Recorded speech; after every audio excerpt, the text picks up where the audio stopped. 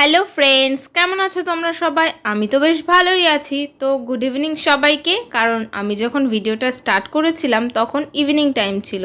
তো দেখো পাস্তা বানানোর জন্য চলে এসেছি। জানি পাস্তা অনেকেই বানাতে পারো, সবাই পারো হয়তো বা, কিন্তু কোনো রেসিপি ভিডিও নিয়ে আমি আসিনি। একটু সন্ধ্যাবেলায় পাস্তা বানাচ্ছিলাম, তো সেটাই তোমাদের সঙ্গে শেয়ার করব বলে ভিডিওটা ওপেন করেছিলাম। তো যাই হোক, দেখো আলু কেটে রেখেছি, মানে আলু ভাজতেও দিয়ে দিয়েছি, পেঁয়াজ লঙ্কা দিয়ে দিয়েছি আলু ভাজার মধ্যে। তারপরে ডিমটাও ভেজে রেখেছি, তো সেটা তোমরা দেখতেই পারলে। তো তারপর দেখো আলুটা একটু ভালো মতো করে লাল লাল করে একটু ভেজে নেব। তারপর পাস্তাগুলো আর ডিমটা দিয়ে একসাথে নাড়িয়ে ভাজবো। তো ব্যাস রেডি পাস্তা। আমি বাড়িতে তৈরি করলে কোনো রকম কিছু মশলাই দিই না। তো দেখো এই যে পাস্তা আর ডিম ওর মধ্যে দেওয়া হয়ে গেছে। আর দেখো দেখতে কিন্তু আমার কাছে তো মনে হচ্ছে বেশ ইয়ামিই লাগছে। তোমাদের কেমন লাগছে অবশ্যই জানিও। আর কে কে পাস্তা খেতে ভালোবাসো সেটা কিন্তু জানাতে ভুলো না।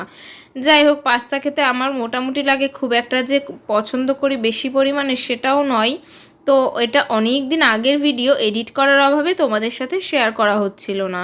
তো যাই হোক, পাস্তা আমার রেডি। তো সেদিন বাড়িতে ছিলাম আমার শ্বশুরমশাই, শাশুড়িমা আর আমি। তো ওনাদের দুজনের জন্য বেড়েছিলাম আর আমার জন্য নিয়ে নিয়েছিলাম। তো দেখো দুটো বাটিতে আর একটা প্লেটে আমি নিয়ে নিয়েছি। তো দেখো তারপর আমি নিজেরটা নিয়ে ঘরে চলে এসেছি। একটু সস নিয়ে নিয়েছি, একটু সিম্পলের মধ্যে ঘরোয়াভাবে, এটাই কিন্তু বেটার।